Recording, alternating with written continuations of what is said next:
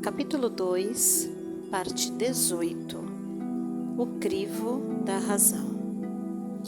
A sensação de insegurança quanto à autenticidade de suas faculdades, colocadas sob suspeita e bloqueadas por freios e proibições, acabou por criar em seu espírito um exagerado sentimento de autocrítica que ela levaria muito tempo não para eliminar de todo, mas para superar. E aqui abordamos outro aspecto que vale a pena destacar. Claro que o médium não deve e não pode, se não se perde, ser crédulo e irresponsável, aceitando como bom tudo quanto lhe ocorra, ou qualquer texto que produza, ou qualquer visão que tenha, simplesmente porque provém, ou assim ele supõe, dos espíritos. A realidade é bem outra. Se os fenômenos provêm dos espíritos, deve examiná-los com a maior atenção e senso crítico, para evitar envolvimentos indesejáveis e até obsessões, ainda menos desejáveis. Se são produtos de sua fantasia e automistificação, então a coisa é ainda mais grave, pois está sofrendo de distúrbios mentais ou emocionais. Terá de ter bom senso para identificar a falsidade e a coragem de rejeitá-la sumariamente, se é que deseja e pretende preservar sua própria integridade e identidade. Bom senso como? Se, por exemplo, um texto psicografado por confuso, inconclusivo, mal escrito, ridículo, fantasioso, é certo provir de espíritos desarmonizados e perturbados. Já tive a oportunidade de ter em mãos textos assim, que pretendiam ser, segundo as assinaturas neles existentes, de autoria de maiores figuras do pensamento universal na filosofia e na teologia, como Sócrates, por exemplo. Faltou aí bom senso, como também espírito crítico, por mínimo que fosse, e sobrou confiança, ingenuidade ou vaidade. Faltou o crivo da razão, de que nos falou Kardec. Não é nada difícil para um espírito ou uma equipe deles promover fenômenos insólidos em grupamentos humanos despreparados, fazer revelações pessoais, prever acontecimentos de pequena monta, que acabam por ocorrer mesmo e até promover curas. Por meio de tais artifícios, acabam por conquistar a confiança ilimitada dos incautos.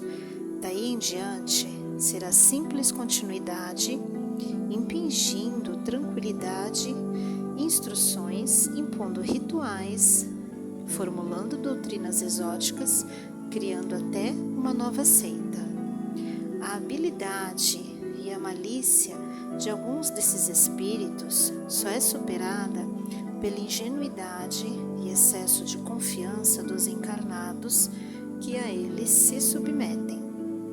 Sei de caso em que se identificaram para uso externo com nomes modestos e anônimos, revelando, contudo, aos poucos iniciados, suas verdadeiras identidades. Estas sim, rotuladas com alguns nomes do maior relevo histórico. O relacionamento torna-se uma espécie de deliciosa cumplicidade, na qual apenas alguns escolhidos a dedo sabem com quem estão falando, ao passo que para a massa agnara prevalece o nome de guerra, modesto, obscuro, anônimo. Feito isso, é só produzir comunicações aparentemente eruditas, adornadas de revelações científicas, religiosas ou pessoais, sem esquecer fartos elogios aos presentes a título de estímulo.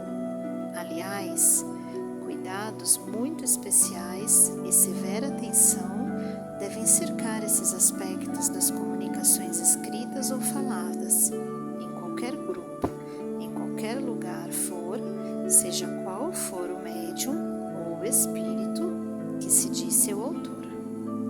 Cuidado com revelações mais ou menos sensacionais, com informações acerca de vidas anteriores dos componentes do grupo, e principalmente com elogios que o destinatário quase sempre considera justos e merecido, mas que trazem o sutil e insidioso excitante da vaidade pessoal.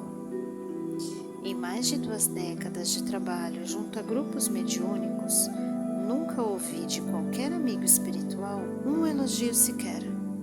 Seria porque não correspondia às suas expectativas? É possível, mas se assim fosse, ter-me-iam dito com a mesma serenidade, educação e firmeza que era melhor encerrar as tarefas, procurar outras pessoas. Se uma vez ou outra mostraram-se agradecidos pela nossa modestíssima colaboração, limitaram-se a dizer que o trabalho era do Cristo, sem o qual não poderia ter sido jamais feito, e, portanto, os resultados também a ele pertenciam. E devíamos estar muito felizes por servir, dado que o serviço, por si mesmo, já é um privilégio. Não estamos fazendo favor a ninguém em especial, senão a nós mesmos. Ainda mais que cada tarefa tem invariavelmente sua própria lição, implícita ou explícita. É na imperfeição alheia que se reflete a nossa própria, como num espelho baço, mas suficiente para nos contemplarmos em toda a nossa inadequação. Não há, pois, de que se orgulhar. Portanto, cuidado com os elogios, os segredos, as identificações, as revelações e as profecias.